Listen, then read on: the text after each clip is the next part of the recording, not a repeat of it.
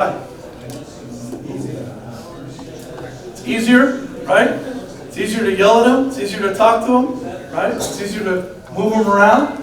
It's easier to win, maybe. Yeah. And then sometimes we neglect the value of how we have to have quality people with the youngest kids, right? Who's the most important person that cares about a kid in their life?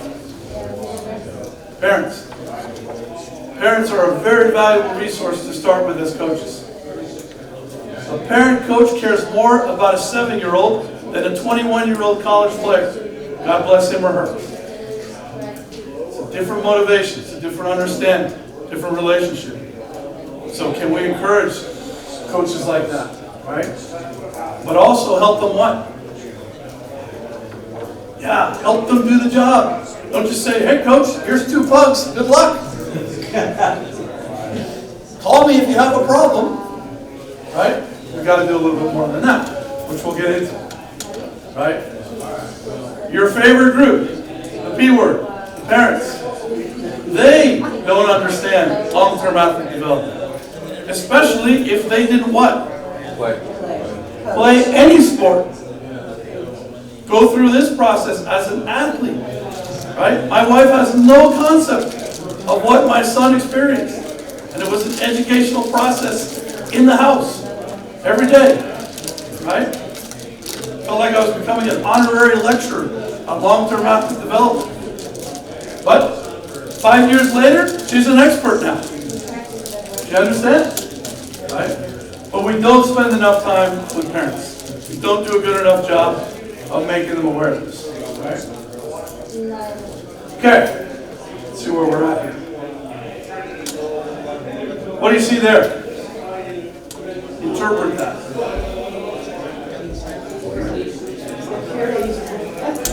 You could have everything from cradle to grave, so to speak, in your club. How many of you have a full pathway? You start with kids as young as 5 or 6. Okay? How many have a full pathway all the way to U18, U19? Yeah. Okay, they're there, right? Every club is going to have a different pathway for different reasons, right? Pro environments don't typically start until when? 14 or 15, right? Why do you think that is? That's where we start to see the mature athlete evolve. That's when we can start to identify future talent, because they're closer to maturation. They're experiencing maturation. I can't predict that this 7-year-old is going to be the next Messi. Too many years ahead. Way too many years ahead. But at 14 or 15, I can start to make some baseline predictions. And that's where pro environments start. But we have boys, we have girls. Anywhere from U5 all the way to U19. So how do they experience the game? Depending upon what you do in-house, it could be 2v2, it could be 3v3. Give me some examples. What do you do with your youngest? How do they experience the game? 4v4. 4v4? 3v3? Yeah. And maybe training a lot of 1v1s? Right? Okay. Then we break that up. We build it up a little bit. We go to 4v4, sometimes 5v5, depending on where you are in the country now. Right? But what are we doing with the game? We're scaling it, right? We're scaling it to match the needs of the players, right? The capacity of the players, right? And then when we get to 11v11, it's pretty much one picture. So the way to look at this is everything underneath 11v11 is modified. It's been modified to meet the players' age and stage capacities and make the game what? Fun. Somehow, even though I played 11v11 on big goals at 9 years old, it was fun. I don't know how. I must have been a little bit special in that sense. But I couldn't imagine doing that to kids now. Right? And I still kind of disagree. I still don't think 13s are ready to play full pitch. Especially the goalkeepers. Yeah. We are notorious for not having futsal in this country. FIFA, every time we get in the room with FIFA, they say, what's wrong with you people? How come you don't know futsal? And I always remind them, because I'm old enough, to say, because in the gap between pro soccer in the 70s and pro soccer when I played it, we invented indoor soccer. Because we took a hockey rink and said, what if we just put the ball in here and made that a goal? And we created an indoor sport. That's tried for a long time. Right? The funny thing about that is every time I see one of those guys who I trained with, or taught me, or played in the interleague, I always thank them. Thank you for keeping the game alive so that I could play pro after you. Because that's what it was. But we didn't have futsal. And we still don't. We're working on it. So it's a good point. Because it's an excellent way to develop players. Anything 11v11 you've got to look at as that's soccer. That's the game. That's what you pay money to see in the World Cup. That's why you fly to Europe to watch Champions League. That's why your kids are glued to the TV at 6 o'clock in the morning to 12 noon, watching EPL. Because that's the picture. That's what they aspire to, right? Okay. Again, now you can see, if we're making the game scalable, playable, fun, that means that we have to consider that there's different phases of learning, right? And that's what we would call your framework, your player development framework. This is all about discovery. It's me and the ball, 1v1. How do I interact with this ball? How do I manipulate this thing? This is the toy. But then at some point now, it's about learning how to be social within a team. And it's more foundational, right? Marrying technique to skill, connecting the dots between technique and the ability to perform in a game, making a decision. And then of course, when you've got your lifers, the kids who aspire to play at a higher level, or play in college, or they play varsity, or they're playing in high school, right, or ODP, this is where they're progressing. They're becoming a mature player, right? So the big question in your clubs is, does your club have a player development framework? An idea of what does it look like at this age? What do we want it to be like? Right? Because back again, I think Gina said it earlier, it's not just physical development. At every age and stage, at every one of these phases, they are developing socially. They're developing emotionally. There's a lot of connection between these two.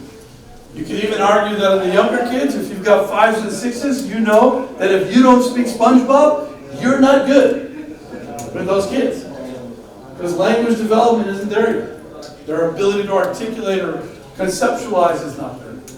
Right? And cognitive development. Talked about teenagers. Decision making, executive function, maturity. That's still growing. That's developing. Then of course, the one we always see that's obvious is physical. And that's the one where it gets misjudged quite a bit, right? And parents usually look at that more than anything else, but that's the obvious one. Some of these are not as obvious. So, think about it this way. I asked you that question earlier. Does the game get easier or more difficult? And it gets more difficult. The demands of the game increase. This is simple. This is more complex. This is high complexity. Right?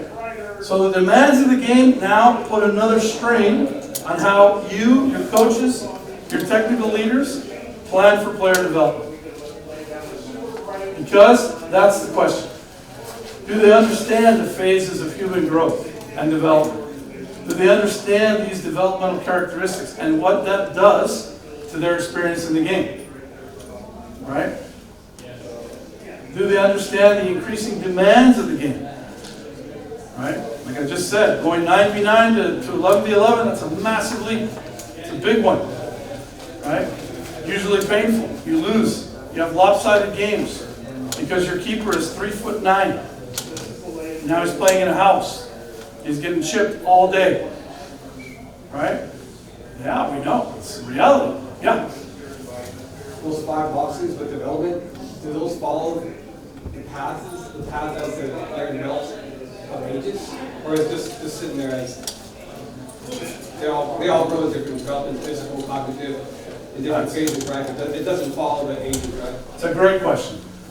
They do. Maybe the only one that drops off is this. Right? Because at a certain point, all kids can articulate things in a certain way, depending upon their own level of development and language development. Some don't, though. Don't get me wrong. There's exceptions.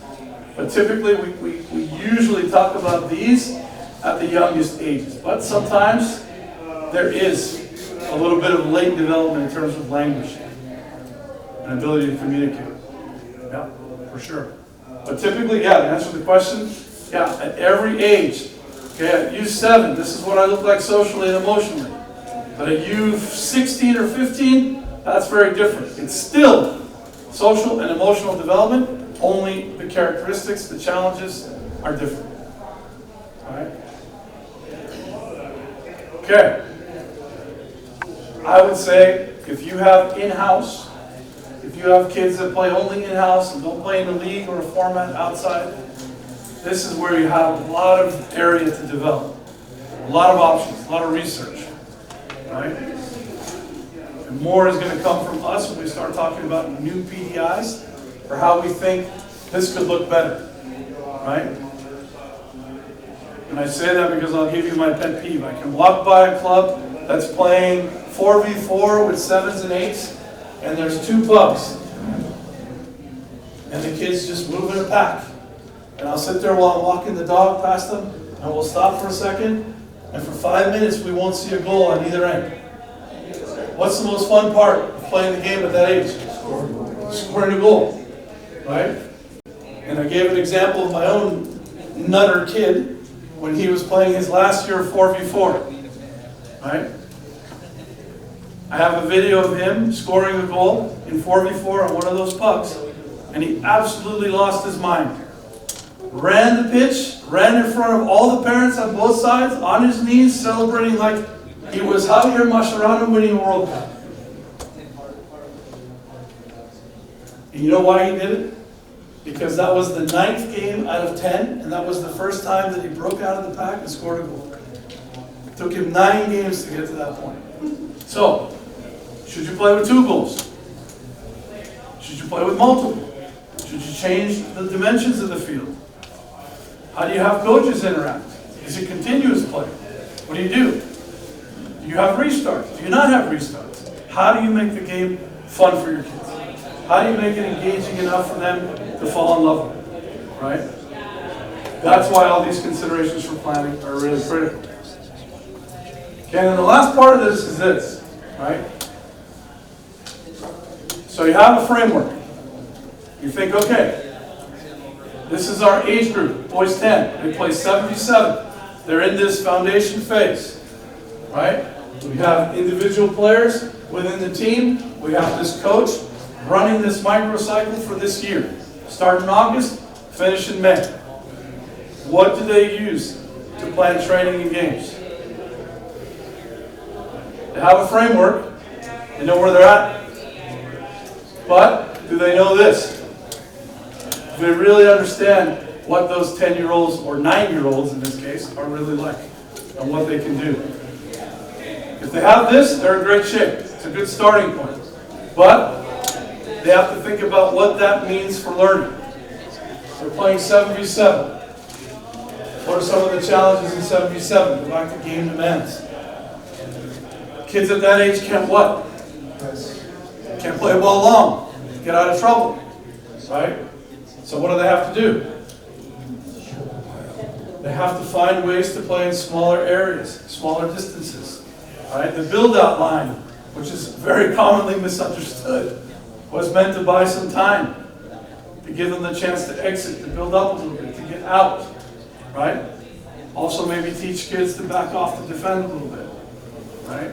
So do your coaches at this phase, at this age, understand the developmental learning needs? Right? What about the objectives? What are we really trying to teach them at this age? Is it the first year of 7v7, or is it the second year? Because it could be very different from first year to second year, right? So, do they understand the objectives? Right? Now, you got to get into planning. Do they know how to plan a training session? What kind of learning environment should we have for this age? And that goes all the way down to what kind of activities are really optimal for this age. Right? Is it opposed? Is it unopposed? Is it non-game form? Is it modified game form? Now you get into a lot of these questions about methodology. Right? But 50% of methodology is not just planning, 50% of it is behavior. Is how the coaches interact. Do they ask questions? Do they get feedback? Are they didactic? How do they interact? Right? And how should they, especially because we're talking about this specific context of play. Right? What does that look like for coaching? Right? Okay? So, again, this is where I said we're a bit behind. Right? Do we really have a clear age group development plan or curriculum? Do we have a framework for development for our pathways? For however many age groups we have. Do coaches have a starting point? A guide to help them in their weekly process of coaching? Right? Because we'll get into that in a second about coaching. Right? But what's their starting point? Oftentimes coaches are ill-equipped, uninformed, right? Not well prepared for the job. And that's where we as club leaders have to do a better job. If we want to improve the environments for our players, we want to improve the experience, then it's the coaches that have to help us do that. Because they are on the pitch with them more than we are as leaders. Right? Okay, so I think that's your mandatory 10-minute break. So feel free to take the 10. If I don't see you again, I thank you for coming. If I see you again, we'll pick this up and start talking about coaches in a minute. So 10 minutes. Okay, so now we're going to finish with this idea of building a pathway for coaches. So we talked about club identity, club culture. We talked about player development, planning, looking at ages and stages. Now, how does that connect to the coaching part, right? The most important people who have the influence over the players. Okay, ready? Okay, so let's say your framework is clear, right? And this, by the way, is our condensed player development framework. So if you come into grassroots or a D or a C or a B now, even up to CTL 1 and 2, our player development framework is a reference for every course. You have it. And this is where it starts. This is just a condensed version of how we built our framework out to look at ages and stages and what that means for development. So let's argue that you've got this. You've got a clear player development framework. Now you've got a coach or coaches that coach within these ages, 8s, 9s, 10s, 11s, right? Now the question is, what do they know about what they're supposed to do? So what's your starting point? So when you assign a coach, recruit a coach, volunteer a coach is what the verb is, right? Volunteer, right? You're doing this, I'm volunteering you. What's your starting point? What do you do with it? You just give them the 2 pugs and say, Coach, here you go, good luck. Yes. That's okay for right now. If they look good, it's okay here. Yeah. Right? You Maybe you get lucky and they come back next year. Right? Hold me Okay. forward, please. That's good. No. Do you have a profile? Do you have at least a description to guide this coach and say, at these ages, here's really your roles and responsibilities. Nothing more, nothing less. Right? So hopefully you're not overloading them. Hopefully they don't feel overwhelmed, because most do when they get voluntold. Right? Very overwhelming process to get thrown out there and be the parent. Right? But at least, is there a starting point? Age specific. Talking just about this group of players I'm asking you to work with. Here are the things I need you to do within that job. Right? It could be for a season, it could be for a year. Here are maybe some ideas or some parameters that I would want you to use during training. And then in coaching the games, here's a couple of things. Right? And again, where's all this coming from? Those of you that have been here the whole way. What's the starting point for the club? The player, but also the club identity framework that defines what do we believe. Foundation. Right? Foundation. Very good. Good. Because we could also have more responsibilities for them, right? We want them to lead players individually, not just the team, right? Treat every player with a little more respect and attention, right? Could be also the parents, right? I think most time coaches are not really clear on what they're supposed to be doing with parents, or what they're supposed to be discussing with parents, until there's a problem. And then all of a sudden, it's a crisis, right? So if we don't outline this, if we don't provide some kind of guidance as a starting point, for us it's a profile, then they're not getting off to a very good start. They may not be as productive. Or, even if they survive that 6 weeks you put them out there, they may never do it again. They'll run from it. The last game. They'll run into the car and poof, they're gone. You'll never see them again. Right? But then also, if they do stick around, right? If they do start to show some promise, some ambition, some confidence, some, you know what, I can probably do this next year. You know what, I might coach my kids' team again next year. Right? Then can you help them understand what competencies and skills they may need to develop? Right? And then when you're placing these coaches, think about it this way. Are there at certain ages key qualities of this person, of this coach, of this leader that you would think this age group needs? So are you identifying the right person to coach this team? Right? An ex-pro may not be the best U7 coach. They may know the game, but if they don't have kids, they don't know kids. Right? It's been a long time since they were a 7-year-old. Right? So don't just think because you play a high level, you're going to be a good coach. We have a lot of examples of horrible coaches that were fantastic players. Right? So that's not a given all the time. Right? But then it's also about license and experience. Right? And I thought it was interesting that that came up earlier, that state law is now going to ask coaches to have some minimum training, right? Well, guess what? We've always had that for coaches, haven't we? Right? And I got to be the Nostradamus here and tell you what the future's going to look like. At some point, right, maybe after the World Cup, we as a federation have to comply with the rest of the world. And that means minimum standards for clubs, all the way from pro down to grassroots. And that means if you coach in a club at this level and you have this age, you have to have X license. That's what's coming. Because that's the standard in the rest of the world. We're the last country to hold out. Why? Because you heard that word in there, politics. Right? We have 118 members. We are a continent, not a country. So for us, it's a little bit difficult to steer the Titanic and get everybody in the same direction because of that. But it's coming. You will have to have coaches with a standard license at a certain level or a certain platform, right? And we've had it before, right? When we had the DA, when we ran the Development Academy, you had to have a minimum B license to coach in the academy, right? Your technical leader had to have our academy director's license to be the leader of that club. For a lot of the reasons we talked about earlier. And then guiding coaches, right? So, if you haven't taken time and you're a club leader, try to build out a profile of a coach. Try to kind of define in a framework what you would ask coaches to do at each age group. And then maybe try to decide what kind of competencies does that mean they need.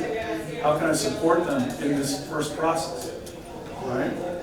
So the starting point in retaining them is making sure they get off to a good start. Right? A good start. Very good. Okay. So let's think about what that means long term. Right? If they're sticking around. Right? The first interaction you have with coaches should always be some kind of an onboarding process. And I've seen this done in many different ways in clubs and also organizations. But do you spend some time giving them a basic level of training or preparation? Right? And I know time is tight. Right? From identifying players, putting teams together, to getting coaches to get out there, it's a very tight process. But if you're a club leader, this should be part of your annual what? Your annual programming, right? This is when we bring coaches together. This is coaches, sometimes I've heard it, coaches night, right? 2 hours and pizza, good luck. Right? It's a starting point, don't get me wrong. But is it enough? And then in your particular environment, what else would you need to do that, to get them off to a better start, right? Do you give them resources? Do you give them tools? Do you guide them somewhere? Is there some kind of platform you use that has training sessions? Do you use US Soccer? Do you use the Learning Center, right? Do you use anything that Cal North may provide? Because again, that's an important piece of this, right? Because remember we talked about the mistake that we make with kids is we superimpose adult methods on kids? Well, if your new U6 coach is going and watching on YouTube Pep Guardiola's Man City training session, and is going out there tonight and thinking, oh great, I'm going to do this with the sixes. It may not work out so well, right? But it happens because coaches go to YouTube and they go to different platforms and they just try to graft these things onto their kids, right? So how do we guide that process? How do we support them? How do we build resources and tools even within the club, right? Then that middle phase, they're out there, they're coaching, they're in the middle of the season, they're the fourth game in. Is anybody there to support them? Is anybody there to watch them? Is anybody there to observe and see, okay, how is this going? Did we put the right person here, or is this, Jose Mourinho in disguise here? Who is this coach? What are they doing, right? And then it goes a little bit deeper than that. Can you give them some kind of feedback? Can you assess them? Can you offer that feedback to them, right? This is a critical piece, right? And we were having a conversation at the break that every time I get a candidate, a student coach, get a license, like a C license, I have a group of C license right now. I tell them very clearly, so listen, are you going to learn from me in 3 months? Yeah. You're going to take something out of it, right? I'm going to stretch you, I'm going to challenge you, I'm going to try to learn about your environment, but in 3 months, that's not enough to develop you. It's an educational experience. It's a learning experience. That's fine. It's a learning period. But the other 7 months that you're out there with your kids, training and playing games, that's your development period. So who's helping you in that period of time? Who's guiding you? Is there a coach developer? Is there a DOC? Right? That's a very important question. Okay? And then when you keep talking about development, let's say they're in your club. Let's say they've graduated from being a grassroots coach, U7, now they're coaching comp U14. They've stuck around. Okay? Are they still getting continuous development? Are they still getting it internally from the club? Is there some more club education that they need to have, right? Are they continuing in the licensing pathway, for example? Because again, if they start going up in age, then they need to also gain those competencies that are connected to the licensing, right? And then that mentoring piece, ongoing, right? I think it's interesting how my trajectory becoming who I am today was that I was a good candidate to be a coach educator because I was a DOC. I had always kind of worked with coaches. But then the interesting thing that I discovered was that I became a better technical leader or DOC after I became an educator. So they kind of work hand in hand, right? Those that could become coach developers, technical leaders, right? Educate coaches, mentor coaches, guide coaches, and maybe you have a couple of candidates in your club, senior coaches, higher level license, right? That people respect. Maybe they can start helping the process. Maybe that's a way for them to gain more of a role in the club, as opposed to coaching 4 teams, right? Coach 1 team, but also pay extra if you can mentor these coaches in grassroots. Maybe that's a part of it, right? So what more can we do to really create a path with them, to make them feel comfortable, confident, like they can succeed, right? And give them that ongoing support, right? Because no matter what level they're coaching, no matter what age group they're coaching, this is their week. This is what they're going through week in, week out.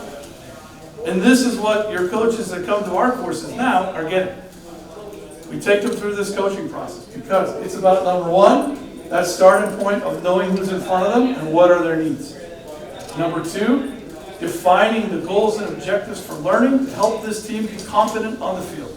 Because again, if the team's not competent or the individual players are not competent when they get to game day, how does game day feel? It sucks, right? They got to be ready. They got to feel competent. They got to feel like they can play, they can compete. Okay, there's going to be some tough ones. But are we still growing and learning and enjoying the process? Right? Your coaches have to be very good at planning. I told my group a week ago, I said in this country we have a huge problem with space. None of us train in a proper space, including me. I should be on a full field every night with U15s. Instead, I'm on a quarter of a pitch. And I get the goal if I get there 30 minutes early before everyone else does. And you better believe I get there 30 minutes early. Right? Okay? I tell them. And because of that, I tell them, you know what? You really actually have to be very, very good at planning smaller activities. You may never get to 8v6, 9v9. But can you really do it well in 5v4 or 6v6? Because that's the environment you're in. And that needs a little bit of support. Because planning for that is not so easy. And if planning isn't easy as it is, implementing is even worse. I just got through telling this group of C license coaches. This is 3.2. This is their second iteration of this coaching and training assignment. I said, you know what? You're all in a great place now in terms of planning. And yes, I've given you a lot of feedback, but you've all taken it, you've done well. Now we're pretty good at planning these activities. But you know what I see in your videos? No coaching. I see a lot of communication, but I don't see coaching. And now you have to improve the coaching part, because that's the implementation. And then once they do that, every week, can they analyze and reflect on their performance? Because that's the way they're going to continually go through this cycle week in, week out. I still go through it myself as a coach, week in, week out. That's the coaching process. From grassroots to pro. Pros will tell you it's the same thing. The only difference between a pro coach and some of us, they have 25 people working for them. And us, we're alone with 38 kids. Right? So that's why there's a pathway. And that's the connection. And that's how, trust me, we labor, we struggle, we philosophize, we argue in coaching education about each experience in each of these licenses. And is it matching the reality? Is it helping coaches really fill in the gaps and develop enough competency to succeed on the field? Right? And this is why you see constant changes from us. Right? Revamping. This whole grassroots pathway, which I was a part of. I can't wait till those videos die, right? But I was part of that initial process. It's now been revamped, updated. And it's probably about 2 years overdue, right? The problem is when you invest $13 million in doing online stuff, guess what? You've got to use it for a while, right? But now even the grassroots pathway, we've looked at, maybe it's not 4v4 anymore. Maybe it should be open. Maybe the clubs are deciding that they want to play differently. How can we help coaches get a different experience and not just box them into it's 4v4? And maybe from 4 hours it needs to go to 3 hours. It needs to be more accessible, easier for volunteer coaches to do.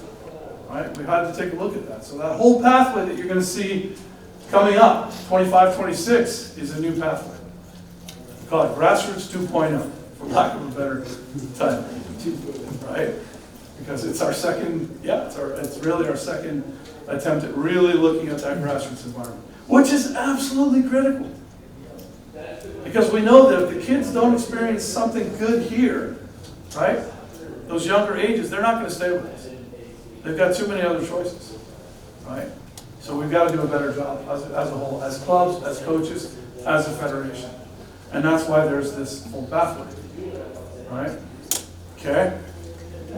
So again, most of you know this, right? But even the member associations, Cal North in particular, have invested a lot in trying to educate educators, trying to get them to us so that we can license them and educate them and prepare them to deliver the coaching course.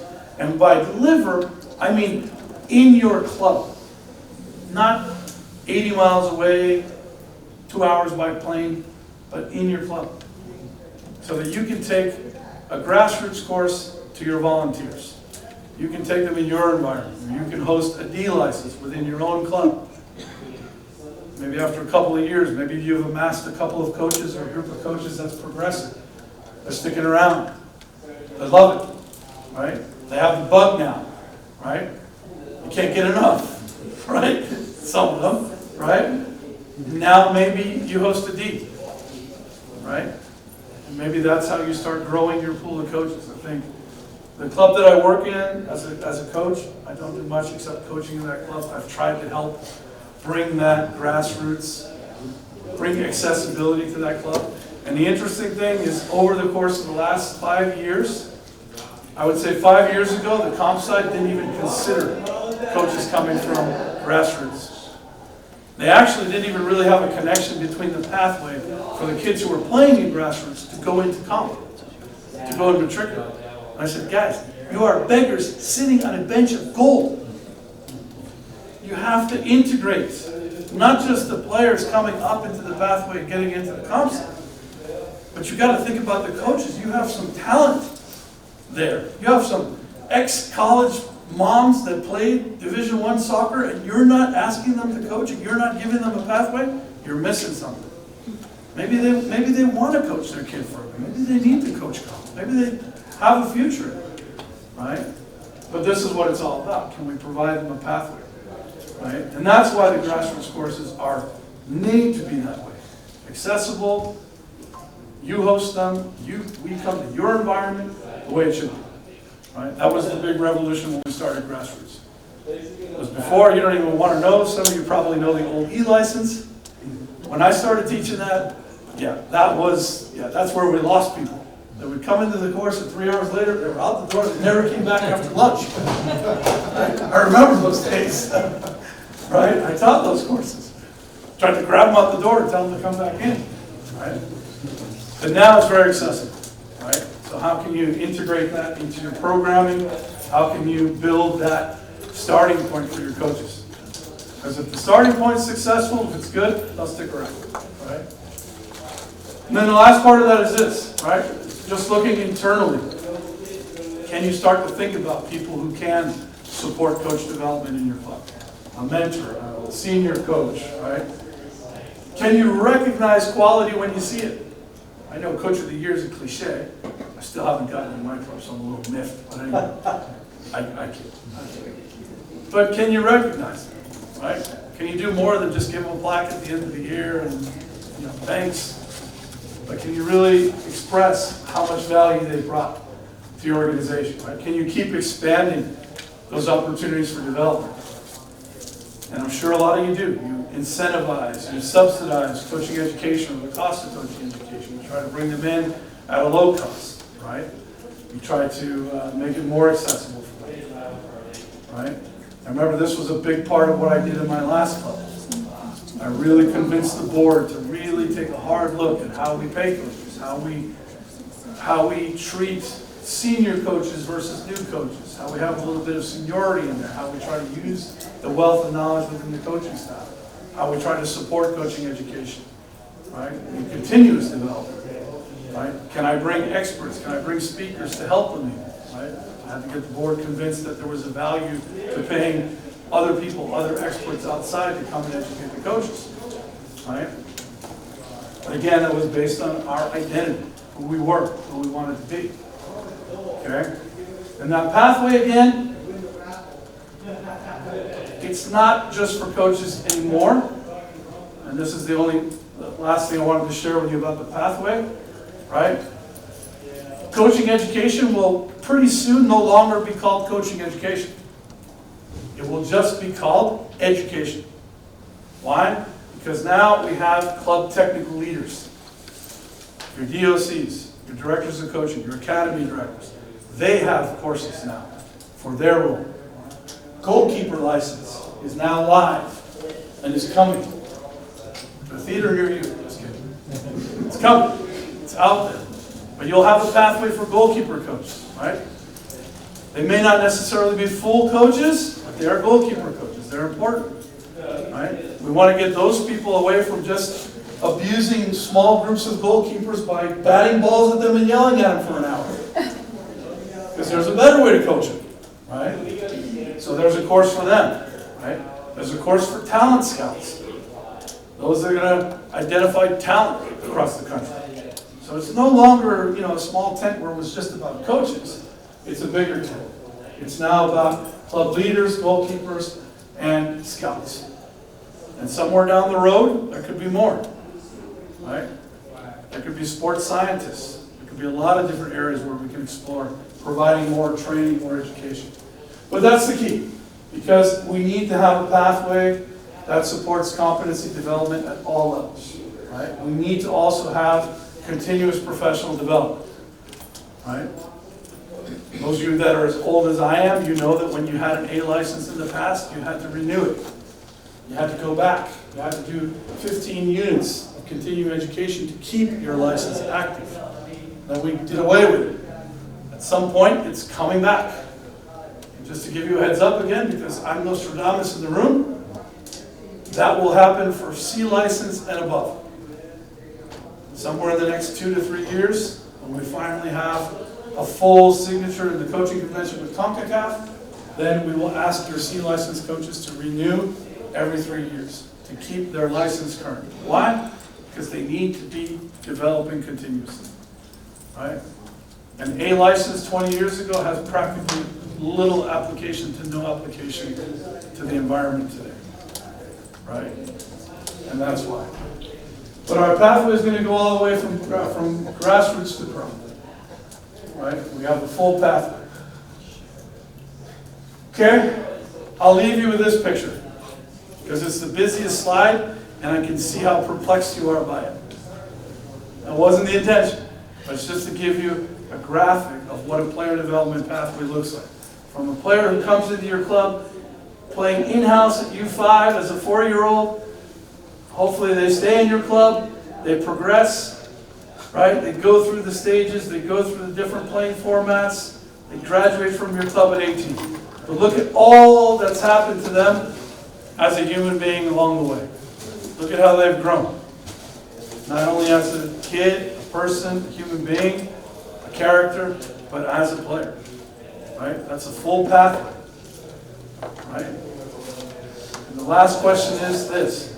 It's not just about a pathway for players. The coaches that follow these players, the coaches that coach along this pathway also have to have a better experience and better confidence.